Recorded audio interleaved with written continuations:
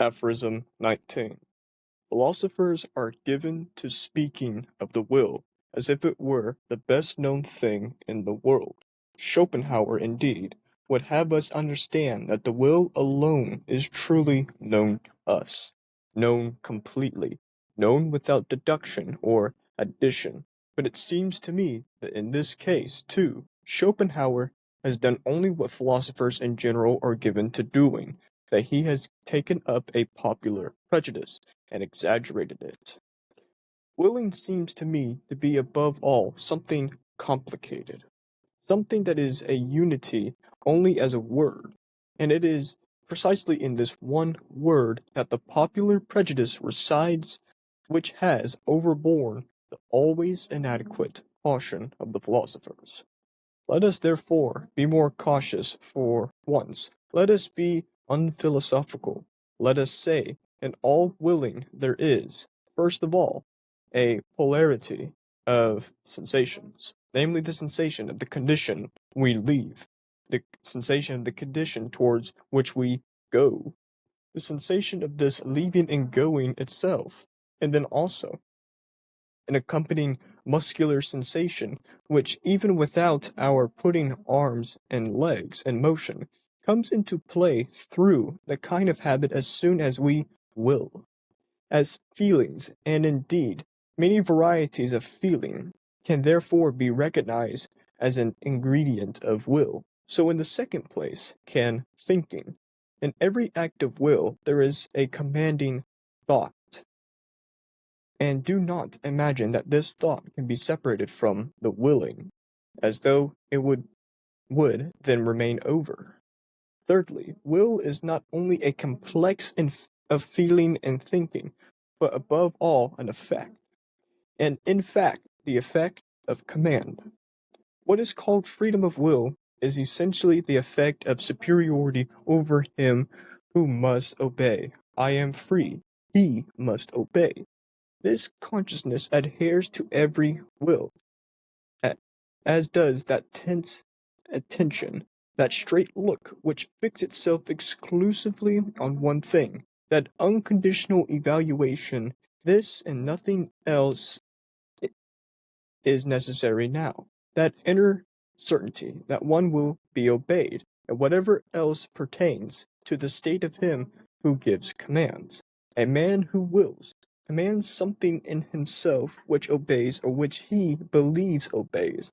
But now observe the strangest thing of all about the will, about this so complex thing, for which people only have one word, inasmuch as in the given circumstances we at the same time command and obey, and as the side which obeys know the sensations of constraint, compulsion, pressure, resistance, motion which usually began immediately after the act of will, inasmuch as, on the other hand, we are in the habit of disregarding and deceiving ourselves over this duality by means of the synthetic concept I. So a whole chain of erroneous conclusions and consequently a false evaluations of the will itself has become attached to the will as such, so that he who lives believes wholeheartedly that willing suffices for action. Because in the great majority of cases, willing takes place only where the effect of the command, that is to say, obedience, that is to say, action, was to be expected. The appearance has translated itself into sensation, as it were there were the necessity of effect. Enough. He who wills believes with a tolerable degree of certainty that will and action are somehow one.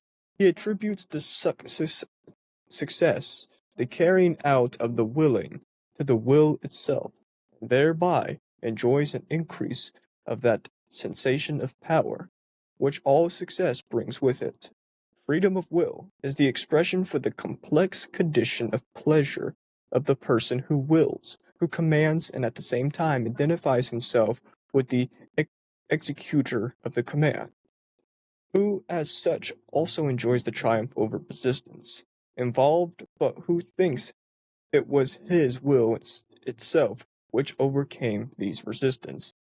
He who wills adds in this way the sensations of pleasure of the successful executive agents, the the serviceable underwills or undersouls.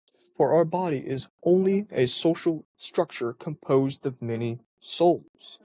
To his sensations of pleasure as commander, il fait, c'est moi.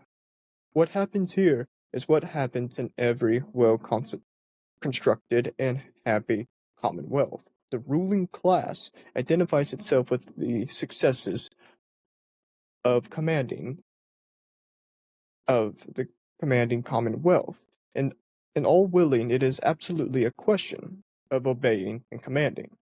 On the basis, as I have said already, of the social structure composed of many souls, on which account a philosopher should claim the right to include willing as such within the field of morality, that is, of morality understood as the theory of relations of dominance under which the phenomenon life arises. Welcome, everyone, again to the channel. If you're fresh and new here, like, comment, subscribe, everything that I've said. Today I invited another guest. This guest is my squad leader. Introduce yourself. Thanks, my brother Greg, for having me on. My name is Christopher Kent, and what can I say for my introduction? I am a philosopher, an explorer of consciousness in as many different ways as I can get my hands on, from meditation to having studied philosophy, clinical mental health counseling, and I work with people one-on-one, in groups, retreats, and online in conversations similar to the one that you and I are having right now. So I'm grateful to be a guest, and I look forward to our discussion. Thanks for having me, brother. Welcome. And while you studied and graduated with a degree in philosophy, you're familiar with the works of Nietzsche and the layers of misconceptions and misinterpretations of Nietzsche. Yeah, indeed, to varying degrees. So my degree is in Socratic intellectualism. So anything that Socrates wrote, Plato, Aristotle is what my area of focus was, and we did concentrate on Nietzsche here and there. So the most I've read of Nietzsche in the past 10 years is in the past day of preparing for our conversation today. So it's been some time, but generally, yes, to answer your question. Well, before our time of discussing Nietzsche, what work did you read or study? Mm, truly, I don't even remember because it was 10 years ago when I was earning my degree. I couldn't tell you. Oh, well, you read some work or passages of Nietzsche. Yeah, yeah, and just to clarifying point on how that reading occurred, even though I don't remember the titles, anything that I would read, uh, my professor took a Socratic um, discourse approach, which meant any philosophical work that we would read, we would then formulate an argument based on our own experience and our own philosophical understanding as to why we either agreed, disagreed, or why it was different in the format of, well, what I believe is A and B, therefore C. So, all of that to say, this has just helped me think critically whenever I read or have a discussion with anyone about anything. Time to experiment with that Socratic dialogue and the case of Nietzsche, because Put it Nietzsche to the test. himself, it would be a great test. Nietzsche himself has a love and animosity relationship with Socrates. One Hmm. example of yes, it's irrelevant to the passage today, but we'll we'll travel to the passage of today. Before that, one example of his love and slash animosity relationship is in the birth of tragedy. where he criticizes Socrates as capitalizing on the weak mentality of ancient Greece, where they were fixated on these philosophical, metaphysical, and static ideas, values, and maxims, and how to define the world and as a collective unit, and that Socrates um, capitalized on it by questioning everybody and their motives, and if they were beneficial to both themselves or solely to the state that they were governing, controlling, and operating. Was he Or, criticizing the fact that he was questioning people's beliefs and motives mhm, specifically? yes, because Nietzsche, well, not specifically that, he disagreed with his idea of free will and that he tyrannized the idea of reason, and that reason is today there's anticipated evidence and a form of justice and a form of joy from this evidence and justice with reason. Because say if you acted, you've heard this before in your childhood and still today, people would say, why did you do that? And they're anticipating a evident reason or justification from you, and they'll receive a form of joy, and while you receive a form of guilty or some alleviation, but still a slight guilt and prejudice of saying or confessing why you did what you did. Yeah, well, I mean, I could offer my 2 cents just based on what you've shared thus far about what. So, my understanding of Socrates is that the reason that he would go around and question people who believed or thought they knew, uh, using the form of the word knowing as in gnosis, which is often beyond just an intellectual knowing, but an embodied understanding. And I think the reason that he did that was because he recognized that a lot of, I could say suffering, but I think a better word would be ignorance of people falsely thinking they know something, and then that resulting in a lot of confusion and ignorance and a false relationship with reality. And so I think he might respond to Nietzsche in that way, saying, of course, this is what I'm doing and this is what I'm questioning, because as you probably remember, Greg, I mean, fundamentally, Socrates says uh, he knows nothing. And I don't think he's being facetious. I think that that's actually, there's a deep wisdom and truth in really recognizing, okay, maybe I don't know, or maybe there's only one thing I know, which is that I am. But that's a whole other kind of conversation to get into. But I think that it's incredibly valuable to uh, investigate, contemplate, and go into these different beliefs or ideologies, as you and I have discussed previously, to see where I might be making an assumption where I think I know something when actually I don't. And if I have a worldview that I'm formulating based on what I know and I'm causing suffering because of my own ignorance, well, I think that's something that I would want to know about. That not solely you, but true to everybody hearing this episode for today. And outside the episode, when we face and encounter other people who possess this inflated pride and arrogance and lack of ambiguity to see, experiment, and be curious of something outside of their pride. Hmm. Yeah, And absolutely.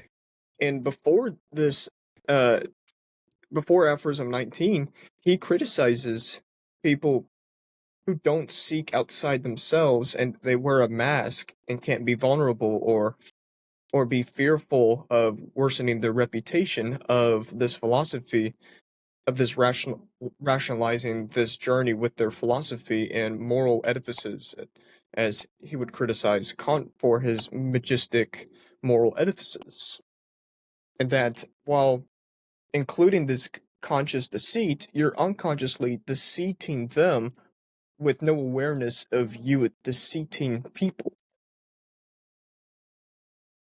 Hmm.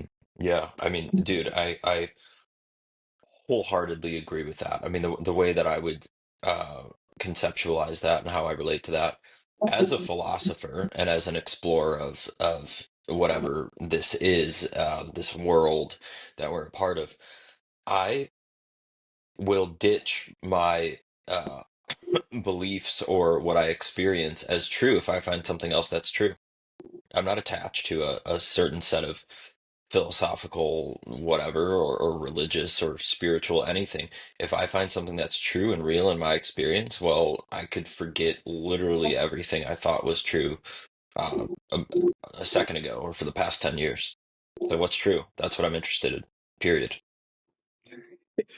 Seeking your truth or objective truth.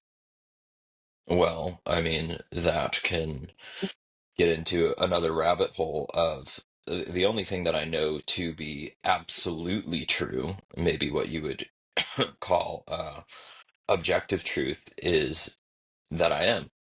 Like they're the only thing that I actually know is that it appears that there is some kind of experience or something happening here. Now I know things relatively, like the cup sitting in front of me. You've heard me say this before, the laptop sitting there. Like, yes, of course, I understand that. But when I assess and look at my experience, all I can say in an absolute way, or I think what you might be calling objectively true way, is that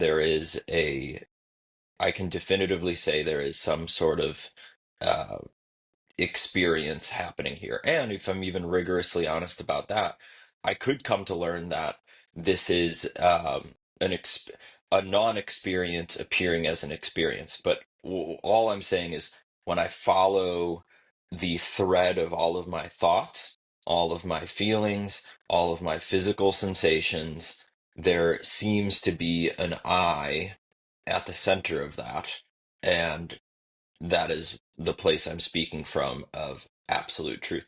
And I see no evidence that anything is separate from that, including you, including freaking, the other side of the world. I don't see evidence for separation. So I don't know how much that answers your question, but that after 10 years of studying and working in this way, all I've learned is I am.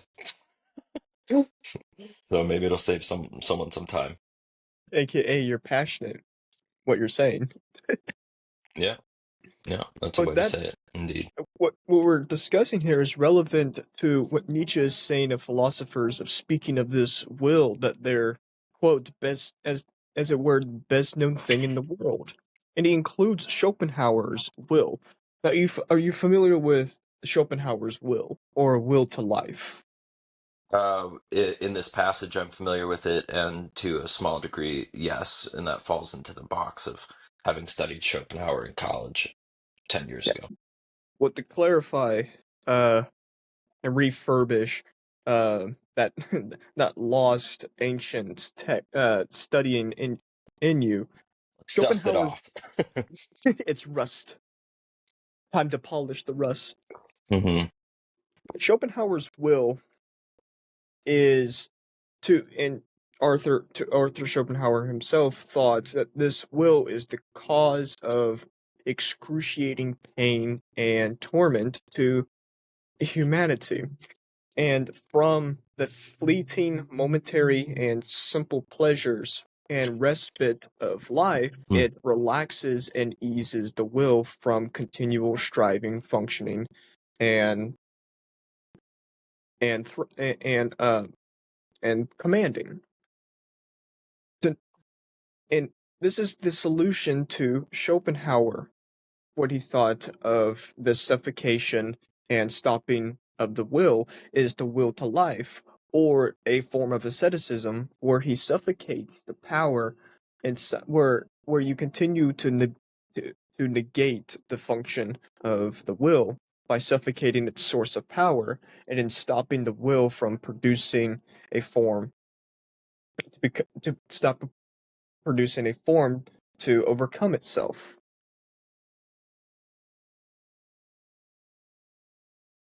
I'm tracking you.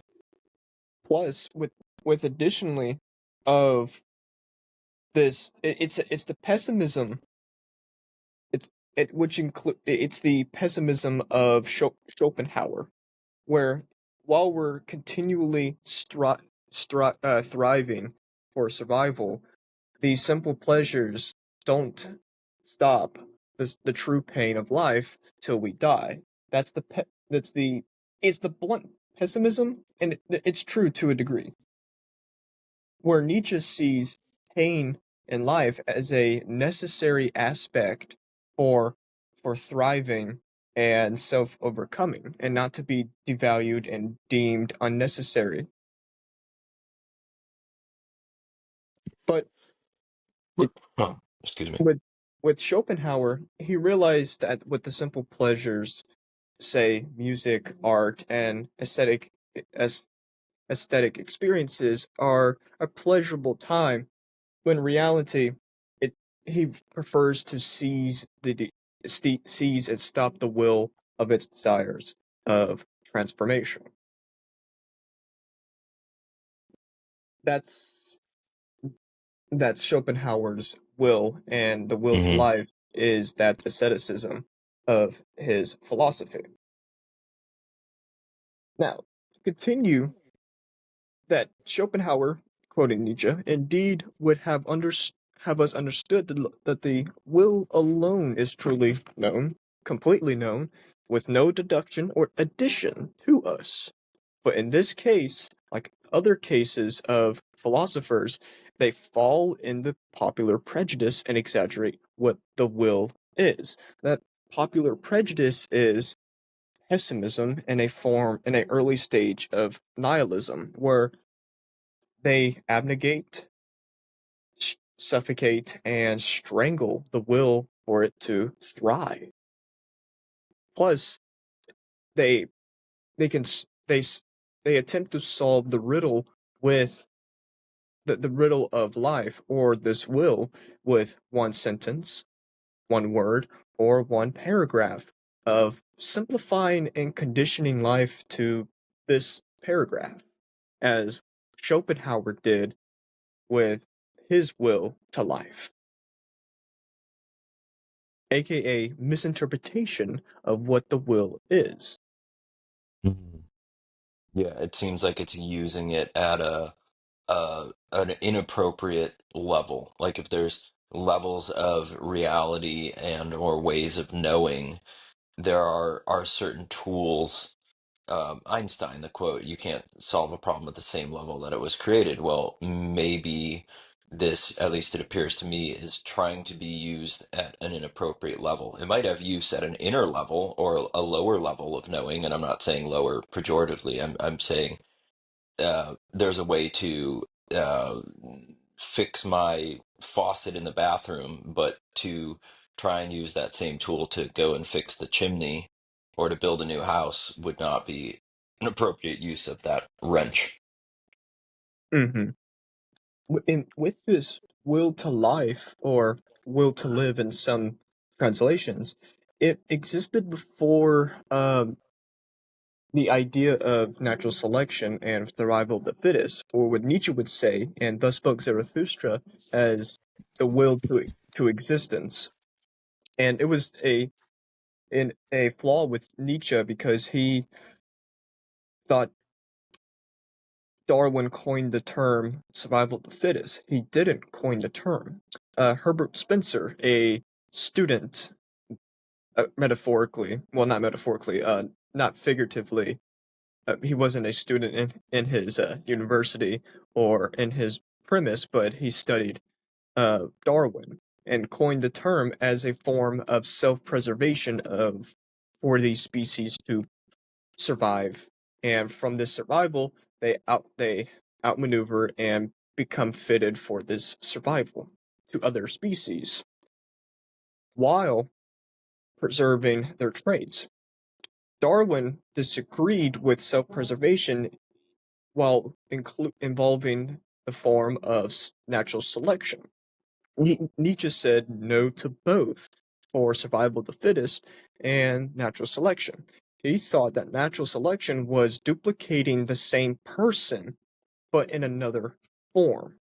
So, with duplicating the same person, you're duplicating the weak traits of that same person and continuing the life breeding species that isn't advancing or overgoing or horizontal or vertically expounding, but are horizontally stagnant. Mhm. And he includes by saying, and I'll quote him briefly of the will to of his form of will to existence, that, let's see, ah Huh. that indeed the one who shot at truth with the words will to existence did not hit. This will does not exist. For what is not cannot will, but what is in this existence, how could this will still exist? Only where there is life there is also will. Not will to life, but will to power. And this is this discussion of this aphorism, the will to power. And I've defined it before, but because we arrived at the aphorism of how he describes it, because he disagrees with explanations due to the human flaw of one's perspective, and they can't describe or not describe, but explain everything in every vivid detail, but slight descriptions of what happened. So with this popular prejudice and exaggeration of the will, he improvises by saying this: willing seems to me, above all, something complicated, something that is a unity only as a word. It is precisely in this one word that the popular prejudice resides, such as overborne in this inadequate caution of the philosophers. Because, as said before, they love to simplify it to one word, where Nietzsche said, no, it's a complicated, complex variations of this willing of a word, and that these inadequate people love to simplify and solve the riddle of life with one word. So now he says, let us be unphilosophical. In all willing, there is a polarity of sensations, or a collection of sensations. And he has two examples: the condition of leaving and the condition of going. These two sensations, also with the muscular sensation, without our putting arms and legs in motion, comes to play through the habit, as we have soon will be known, the will. So, not solely one will, but a multiplicity, and that they're related to one another, as one can enter and one can leave, but that appears as non-violent. It's the will is violent and non-violent depending on the situation, because it's a polarity and a collection of sensations. They compete and wage war with one another for the psyche. So the one that enters the will that enters the mind is competing with the other ones that entered before it leaves. Same with the motions of your nerves, muscles, and skeletal, and the senses of taste, smell, touch, hear. I'm excluding one. Sight. There, those are unconscious motions from the will. Your thoughts of that?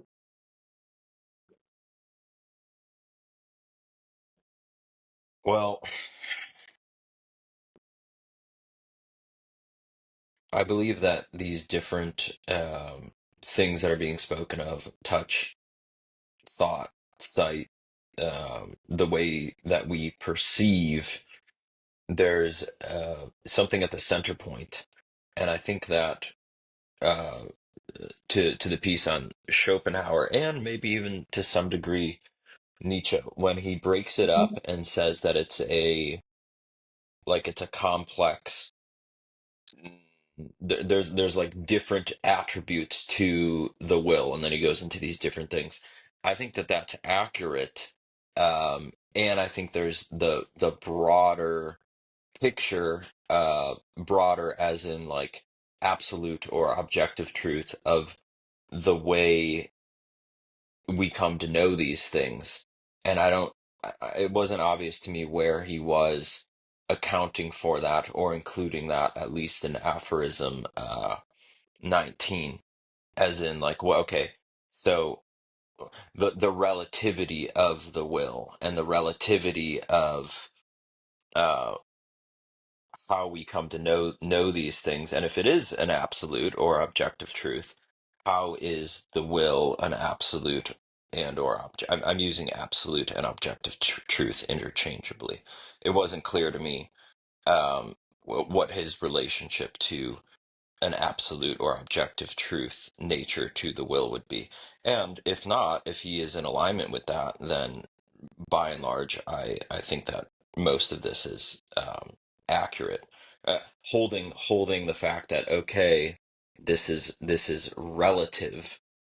relatively true, relationally true, and not absolutely true. And if it is absolutely true, I would like to know how that's the case in a very Socratic way. The answer is simple. He agrees with the will to power as an objective truth from the expressions of that power. That's vague and nuanced itself, but one example is one example is you. You are the result and expression of the will to power. Why? There was a sensation inside your parents to decide to create you. Thus, you are an expression, not a representation, but a expression of strength that was discharged, and etc., etc. Hmm. And this includes not solely humans, but life on Earth and outside of Earth with the cosmos. That it's life as eternal war, polarity, and and flux. He uses Heraclitus as a great example, with the quote, "Nobody steps in the same river twice, for the river isn't the same, nor the man stepping in it." It's a form of eternal becoming and flux. Same with the river.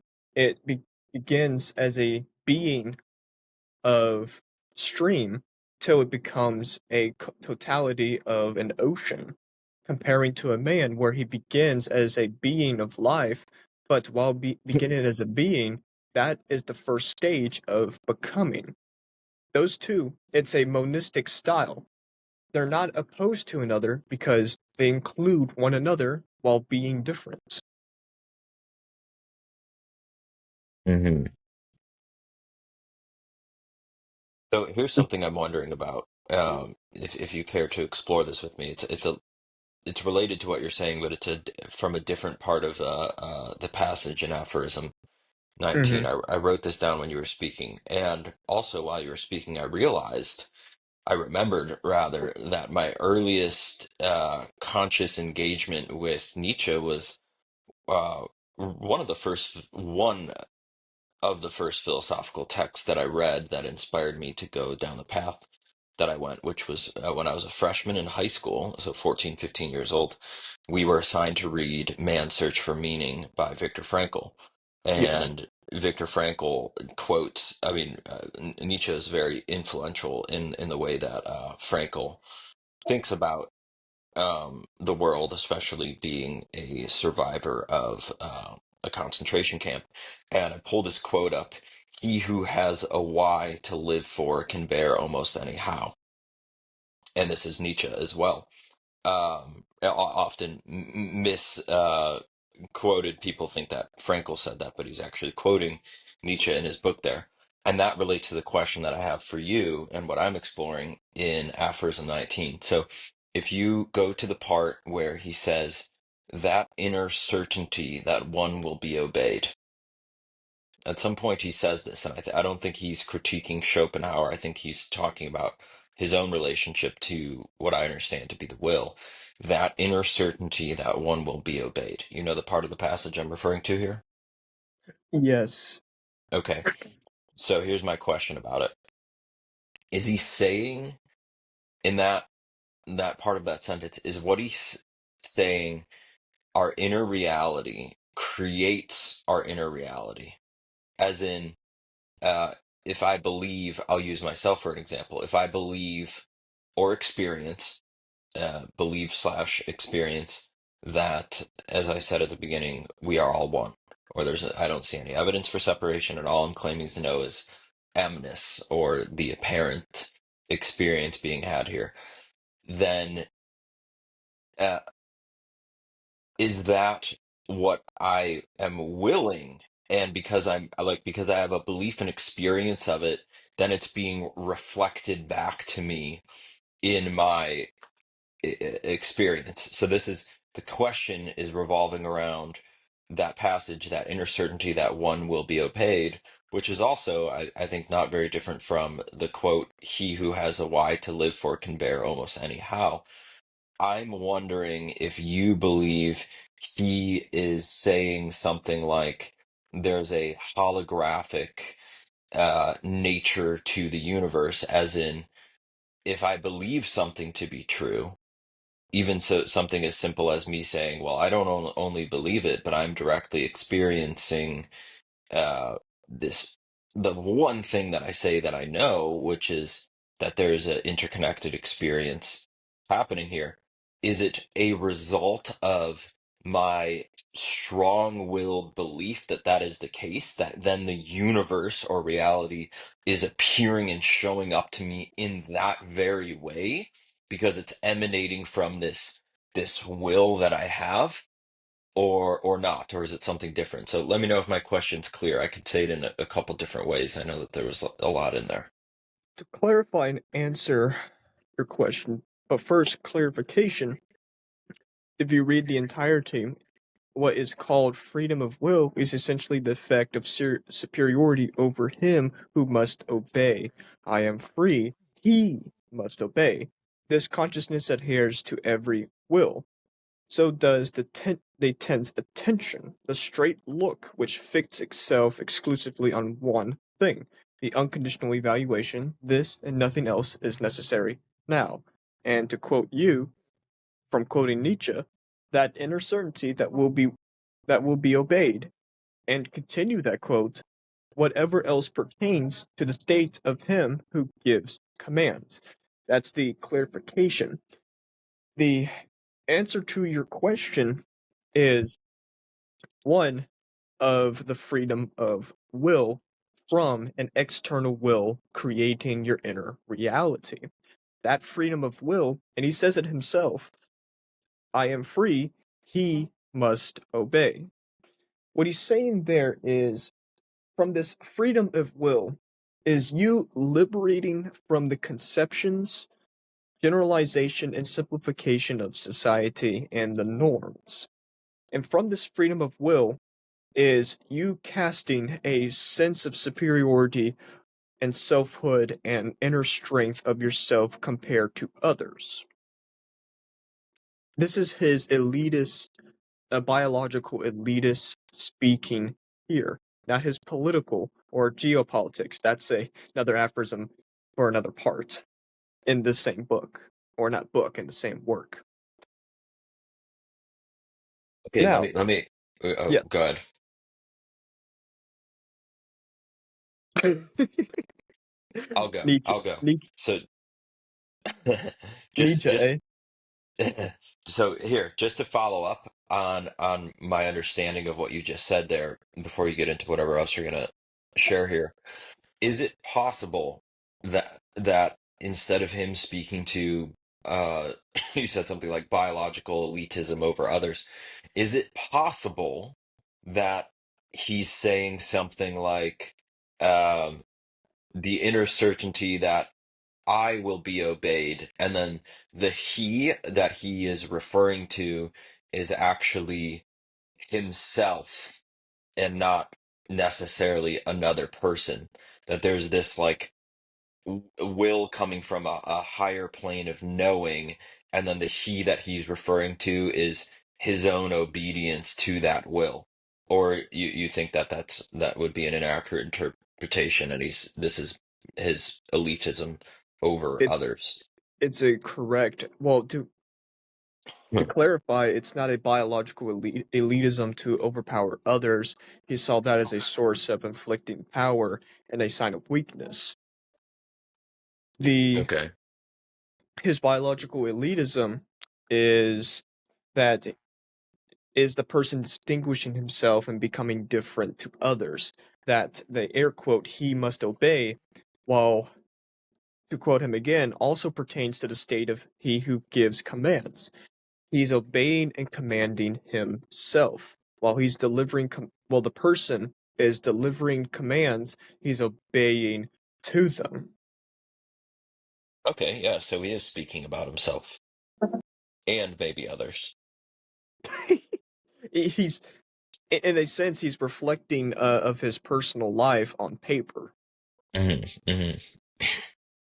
which is a source of it's a to a degree hypocrisy on Nietzsche. While he's criticizing others, it's a form of self-criticism that's unconscious to him, or maybe conscious to a degree. If he one day saw that he was being hip, hypocritical, so he does contradict himself, but at the same time he realizes that contradiction is a form of becoming. It's Hmm. it's realizing that one state was a falsehood, and that it's time for a logical conclusion and a judgment of that state of values to form another table of values for yourself. And in this form of values, it begins with what he's saying, and he doesn't say it in words till the next part of the free spirits, where they distinguish themselves nobly, artistically, and strongly to other people from self-commanding. And from that self-commanding, it's self-overcoming, which people who are indifferent to themselves can't self-command because they command others. And Nietzsche says in Zarathustra, with the voice of Zarathustra, I lacketh the lion's voice to command others. What do you mean that people can't command themselves because they command others? That's a form of inflicting pain.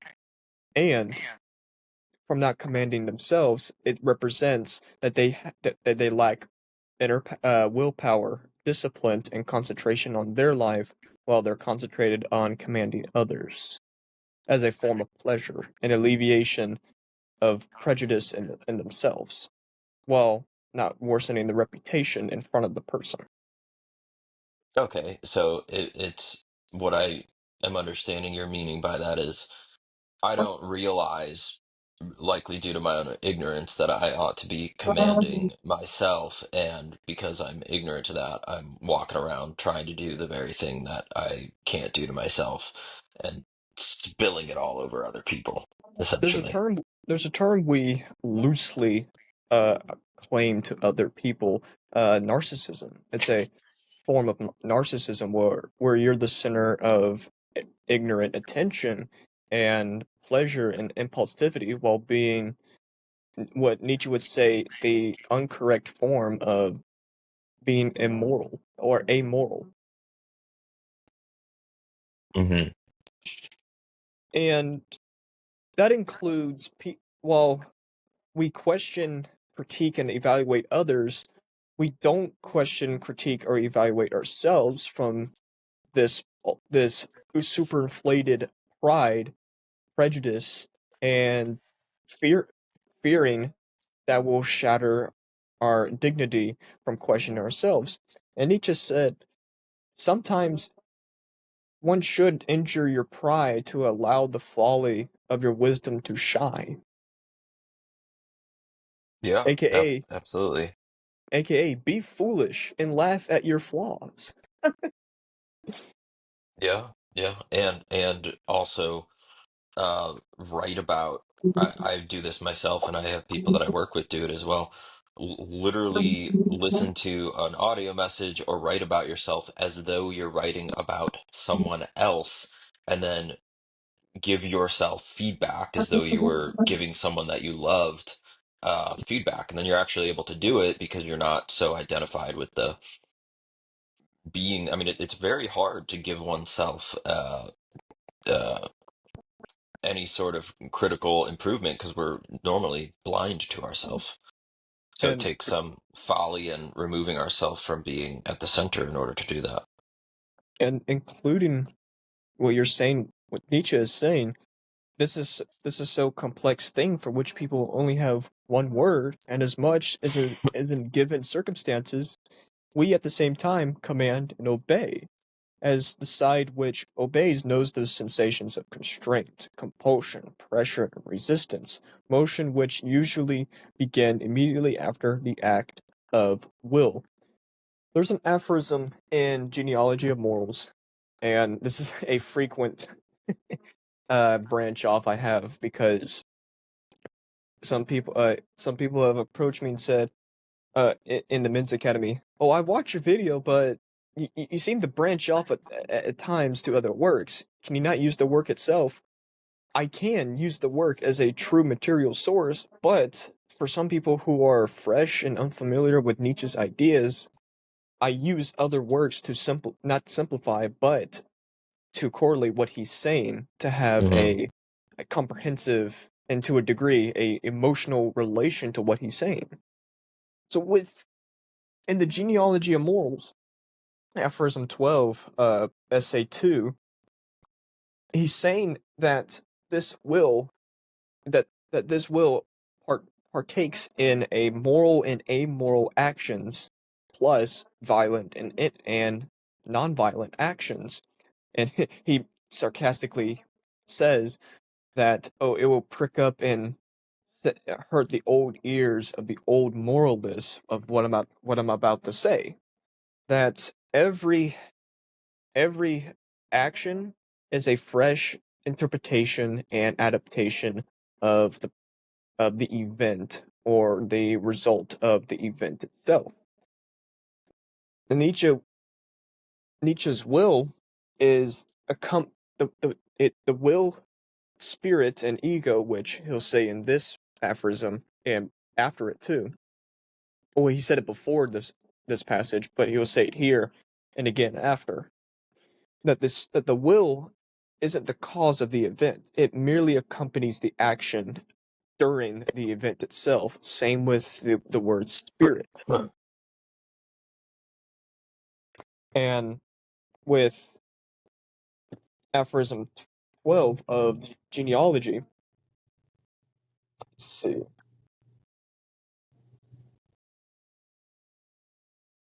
He says, but all events and all utilities are only a sign that a desire for power has overcome a less powerful force, has impressed itself in its own interpretation of a function, and the whole history of a thing and an organ, a custom, can at the same time be the principle be regarded as a continuous sequence of signs of perpetual new interpretations and adaptations whose causes follow and alternate with each other in an absolutely haphazard fashion, while at the same time having a non-haphazard fashion, aka the violent and non-violent form of this tyrannizing, dynamic, and violent will or life, which includes the will to power, and what Nietzsche sees,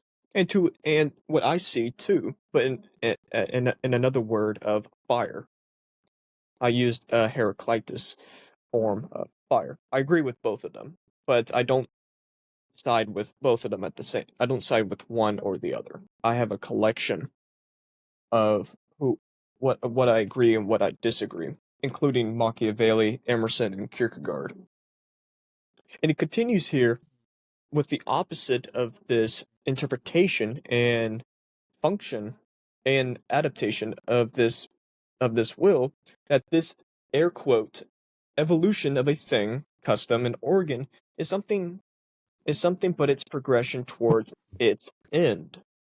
It is still less, it is a logical progression attained in the most direct manner and with the minimum expenditure of energy and cost. Rather, the succession of powers, a succession of process of subjugation or under control, or more or less profound, more or less mutually independent, which are directed upon the thing itself. It is further the resistance encountered in each case, the attempted adaptation and alteration of the form for the purpose of defense and reaction, and further, the results of successful countermeasures. The form is fluid, but the function is ever so more. The second half, he's saying that while this function is evolving, there's a progression to its conclusion or its result, and or to some end, by the direct manner of little to no energy or the cost of this convenient energy, and to a process of being subjugated or controlled to others while having a less or more profound mutual independence to oneself.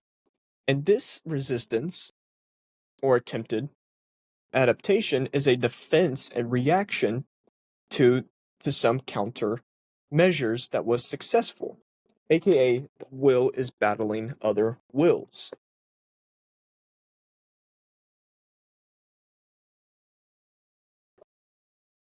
And he describes self-sacrifice as a symptom of excellence, progression, uh, expansion, and perfection too, and that people lack that the masses and people lack a form of sacrifice or self-sacrifice, not in a religious or political sense or communal sense, but a self-sacrifice of shedding skin and overcoming what was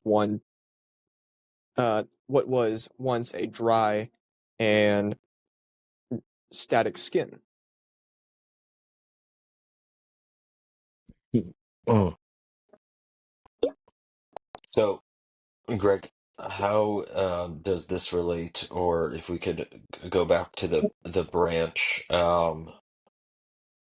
to the question that I asked? I know you referenced the first part, and we went down talking about whether or not he was referring to himself with the obedience piece there.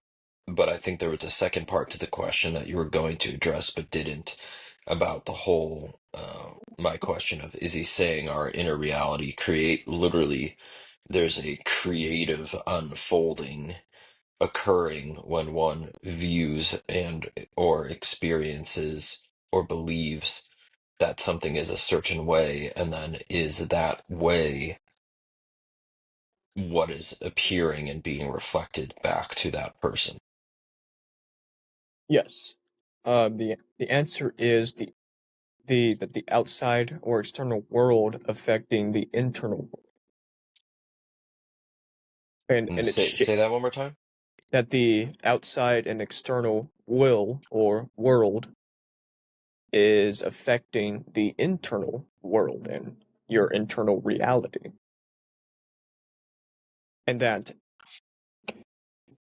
from it affecting inside of you, there's a reflection of it in reality and with the outside world, aka the your expression and discharge of power and strength as a form uh, of fluidity, creativity, and alteration. So it seems like, yes, it seems to me that you're saying uh, he would agree with the fact that because I believe slash experience. Yes, s- Yeah, okay, cool, and interesting. there's a word that he uses in this work, chance, but he defines chance as something independent beyond control that affects the consciousness to its surface and that this random effect or chance that man becomes unsubjugated. But that unsubjugation's for another time, for another concept that he criticizes, free will. To a degree here, he criticizes the idea of free will with the habit of disregarding and deceiving ourselves with a over this duality by means of the synthetic concept I. He disagrees with the idea of I, mine, ego, me, etc., as empty and fictional ideas. Yeah, that were pointless from the fact of cre- from the fact of being created of prejudice from systematizers of religion, politics, and other forms of spiritual control.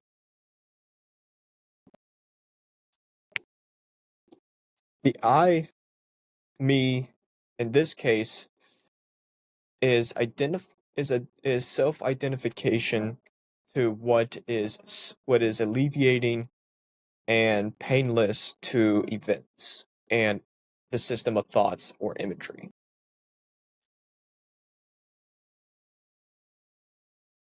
And he would You're say saying, go ahead.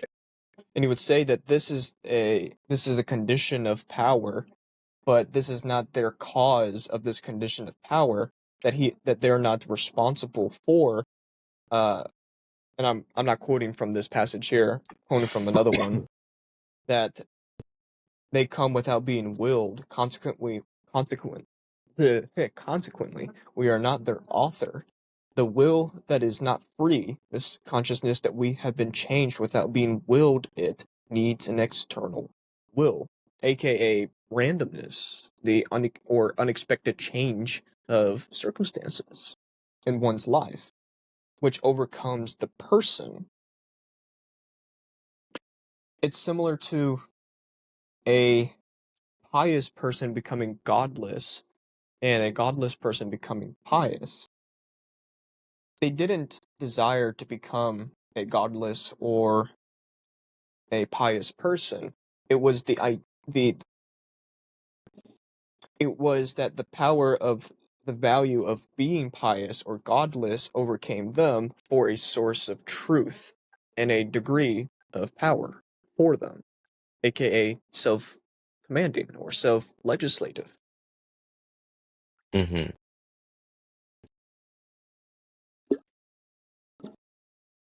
Which Because sounds similar to what I was sharing with you about ditching what isn't true for what is true if I find that it is true. mhm, and that correlates to what you were saying earlier. Hmm. um and then with this I, me, etc., we become stubborn and ignorant of not realizing that this is not I or me that's controlling this. This is the will that we're acting on. But at the same time, we're semi autonomous and responsible people because of how the world functions.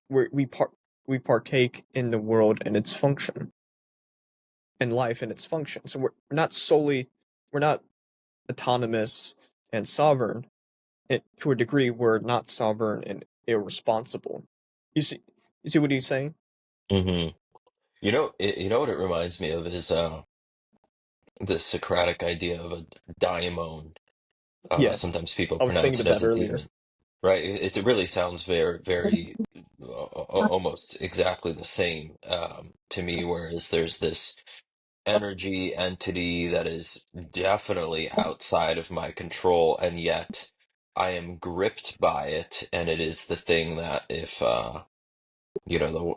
the world is burning down and then I'm sitting there writing poetry and it's like wait, what sense does it make in light of the catastrophes that are happening, yet there's this energy that I it's like the thing that I have to do or must do, but not from some sense of like a slavish or that I don't want to do it. It's like I can't help but do this thing even when things in the world seem to be falling apart. But there is a, for me, a sense that it's outside of my control, and I'm very much so with my own personal will. Then it's like the greater will being the daimon coming through, but then there's a personal will where, yeah, I have had times in my life, and I think many other people experience this too, where they decide, nope, I can't write poetry, just to use that as an example. And then it's the suppression of that personal will, the kind of the gameplay within the game saying, nope, I'm not going to do that because whatever is more important or this, that, and the other. Anyway, I definitely feel that impulse. If there were something like incarnation, it would probably have to do with me suppressing and not doing the thing that that daimon or greater will wanted to do through me, and I would probably have to come back and keep doing this thing until I surrender to that greater force and allow it to move through me. Again, not because it's like some slave obligatory thing that I don't want to do. It's actually me allowing myself the full pleasure for that to be lived through me in this life versus using my own personal will to suppress it and put it off, probably just because I'm afraid about how epic and amazing and beautiful and joyous and authentic my life would be if I actually allowed that to move through me, which is my attempt. And Nietzsche, if he was in front of you as your psychotherapist, he'd say, "Why are you suppressing this beautiful and warm sensation inside you and not discharge it? Why are you preserving this inside you? That don't." And he'd say, "Don't document this as a cardinal rule of repression, negation, and suffocation, Hmm. because it increases the sensation of power or a sense of freedom inside you." Or he would say a freedom of will while liberated from something unsubjugating and controlling. You have the successful collection of executive wills that are serviceable as either underwills or he would say souls. But if you replace the word soul with force, yet you'd had a great image or interpretation of what he would say. Because people would hear him say soul and think, oh, he's talking about a religious or spiritual soul. He's not. Hmm. He correlates soul as a noble soul, of that they're selfish in the sense that they love their personal values, actions, overpowering conquest and triumph, and not being selfless in the act of obligatory duty and self-sacrifice for another person, aka pitying them. Yeah. And the result of that, it would create will have a well constructed and happy, well, he would say, a for our body is only a social structure composed of many souls, as the pleasure of commander. With this, with the French word "le fait c'est moi," what happens here is what happens in every well constructed and happy commonwealth. The ruling class identifies itself with the success of the commonwealth. They This is the political portion of this aphorism, but he uses his what people say his mystical, imaginary, and metaphysical portion of his philosophy, which the will to power is in between material, well, is in between physics and metaphysics, and a and metaphysics that's beyond our grasp and control of it. AKA, we can't grab our thoughts. Nietzsche would agree we can't objectively grab our thoughts. Maybe maybe one day. I'm continuing thinking where man, Nietzsche is correct in what he's saying, but one day there'll be somebody that will refute him in the case of grabbing their physically grabbing their thoughts and showing people. That'd be the first sign to refute him. Thought grabber reminds me of one of those, like my mom has one, and my dad too. It's like this grabbing device to reach the objects that are up too high in the cabinet. So I'm thinking of like a thought grabbing device similar. Who knows? Maybe emotions. There'll be an emotion grabber. I have a question for you, Mr. Yes. Philosopher. I'm gonna turn the tables here. So let us bring you and Nietzsche in a room, and my question with Aphorism 19, however not limited to, as we've already explored in this conversation, would be something like, okay, Nietzsche, okay, Greg, what is the practical value of people understanding, contemplating this aphorism? And let me give a definition to practical value. How or in what way can uh, the implications and understanding of this lead to a world where there is less suffering, less ignorance? What would you and or Nietzsche say to that? Well, time for me to use a time machine to travel to the 19th century. But I can't interpret Nietzsche entirely because he would say there's multiple interpretations of himself, but he warns people of not interpreting him incorrectly. So if the question was to me first of you said to alleviate pain and ignorance of the world, Yes. I'd say overcome ignorance and pain and don't alleviate them. They're a necessary source of fruition and expansion for you. Don't add to the pain, which I'd say is unnecessary pain, say subjugation, deception, unconscious lies, and intellectual falsity, or being being idiotic or a stupid person to yourself and using artificial joy as a source of pleasure while lying to yourself saying, I am who I am, I love everything how it is, and become a narcotic person. With So Nietzsche, on the other what hand, he'd can agree with me.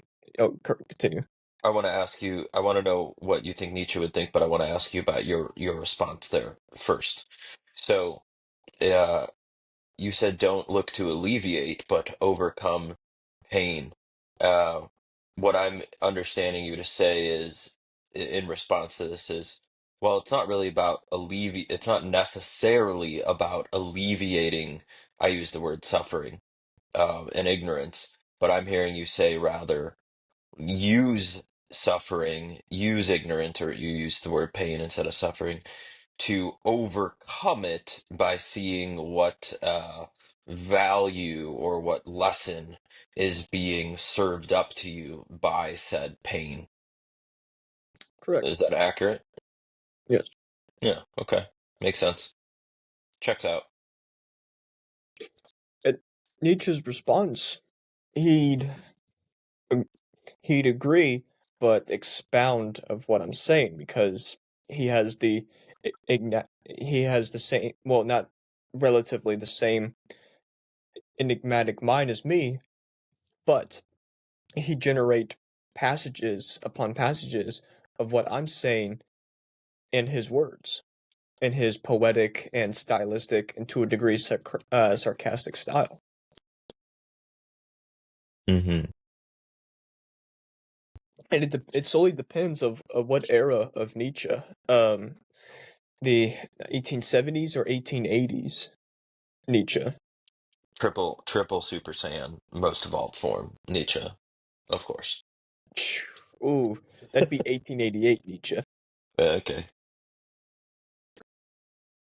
Um, what I was saying earlier of what I was saying earlier of the I, me, and self-identification, people have this incorrect conclusion that he would say in false evaluations of the will itself has become attached to the will. Now it's a inseparable. He'd say a inseparable reality, or yes, an inseparable reality, or a instinct for self-preservation of this I, which became a it, and in a form of it thinks, it moves, it goes as it wants. And if you contemplate that, that is translated to modern politics, where with pronouns and neopronouns, we don't say, uh, if we don't say the correct pronouns, we say, oh, they, it, that, etc., etc.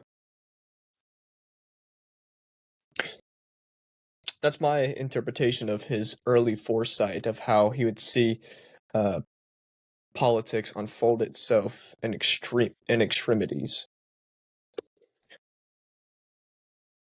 That's everything I have to say of that. Plus, no plus. That's we covered everything, including the that it's the social structure composed of many souls, on which the account of philosopher should claim the right to include willing as such within the field of morality. That is, morality of understood as the theory of relations of dominance.